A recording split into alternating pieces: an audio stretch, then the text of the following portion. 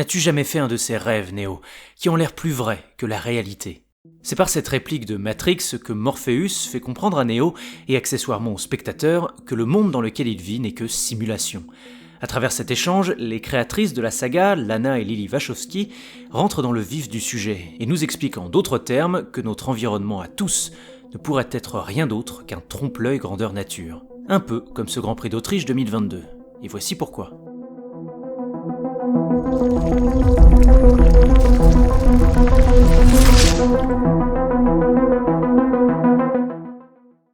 Un trompe-l'œil qui fait du bien au moral, mais un trompe-l'œil quand même. La troisième victoire de Charles Leclerc cette saison ne manque pourtant pas de qualité et de signaux rassurants pour la Scuderia Ferrari. En effet, les deux pilotes ont répondu présents quelle que soit la séance. Les pit-stops ont été nets et sans bavure, et la stratégie a été impeccable, y compris lors de la sortie de la Virtual Safety Car. Surtout, le rythme en course du cheval cabré s'est avéré nettement supérieur à celui de la Red Bull. En témoigne un début de course facile pour Leclerc et un dépassement sublime sur Max à l'intérieur du très technique virage 4 au 11e tour. Pourtant, et parce qu'il s'agit de Ferrari, le doux amer n'est jamais loin, et le trompe-l'œil persiste. Trompe-l'œil, car Ferrari n'a surclassé Red Bull en rythme de course que grâce à une meilleure gestion des gommes Pirelli sur une piste atypique. L'altitude, la faible pression atmosphérique et l'abrasivité un peu particulière de la piste de Spielberg ont par le passé régulièrement titillé l'ordre établi en l'espace d'un court instant, sans pour autant le bouleverser par la suite.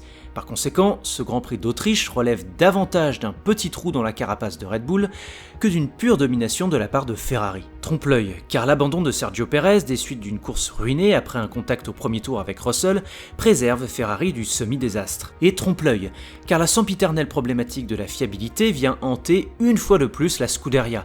Après l'explosion impressionnante du V6 de Carlos Sainz qui filait vers une P2 certaine, après les multiples soucis de turbo pour l'Alfa Romeo de Bottas, elle aussi équipée par le motoriste italien, et après les frayeurs de Leclerc qui voyait sa pédale d'accélération faire des siennes à quelques encablures de l'arrivée. Face à cela, Red Bull et ses soucis de pneumatiques que l'on suppose ponctuels se frottent les mains, et Max a le temps de voir venir en assurant les points intermédiaires, car les problèmes fondamentaux de Ferrari persistent et signent. En revanche, on peut tout de même voir dans l'abandon de Carlos Sainz une opportunité donnée à Ferrari de rectifier le tir s'agissant du management de son duo, et d'enfin privilégier Charles dans la lutte pour le titre. Car les 18 points perdus par Carlos à l'heure où son coéquipier reconquiert la P2 au championnat pilote se sont lus sur le visage défait de l'Espagnol, qui sent bien qu'il a peut-être perdu à cette occasion son mot à dire pour le titre. La veille, lors du sprint, il surfait encore sur l'élan de sa première victoire en carrière et de ses 11 petits points de retard en attaquant Charles. Et si l'on pouvait y voir là les conséquences directes des errements stratégiques de Ferrari à Silverstone, obligeant Leclerc à ne plus seulement regarder devant lui mais également derrière lui, quitte à perdre du temps sur Red Bull, eh bien le karma s'est chargé de remettre les pendules à l'heure le dimanche. Et espérons cette fois-ci que Ferrari comprenne le message.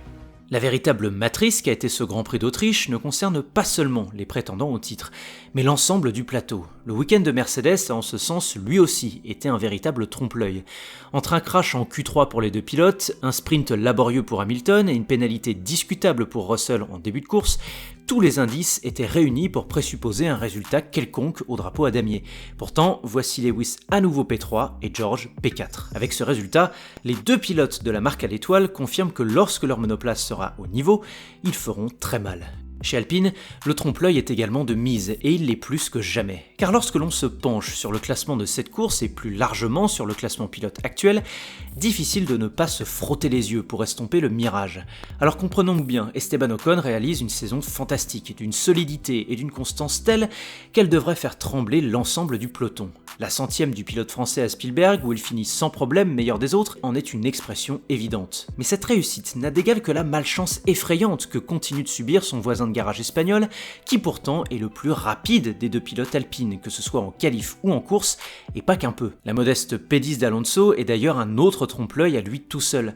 Car si l'on s'aventurait à ingurgiter la pilule rouge de Morpheus pour voir ce qu'il s'y est réellement passé, on découvrirait 71 tours bluffants, au cours desquels il remonta de la P19 à la P6, rentra 2 fois de suite au stand pendant la VSC pour changer un train de pneus défaillant qu'on venait de lui chausser, et redescendit 13e pour finalement arracher le point de la 10e place à Bottas.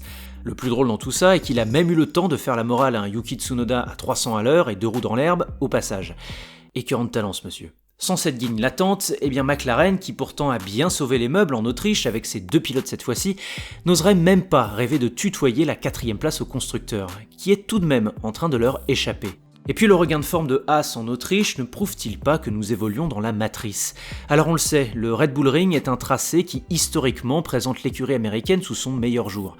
L'édition 2022 l'a encore illustré avec 14 points marqués sur le week-end et qui font mal à la concurrence directe, d'Alpha Tauri à Aston Martin en passant par Alfa Romeo. Toutefois, la VF22 pourtant bien née rentre petit à petit dans le rang. Et à moins que les évolutions prévues pour Budapest leur fassent trouver une seconde d'un coup, c'est tout de même la P9 qui se profile pour Haas malgré le trompe-l'œil autrichien. Ce qui n'est peut-être pas un trompe-l'œil pour le coup, c'est le démarrage définitif du diesel Mick Schumacher, qui en tout point a produit un week-end fantastique.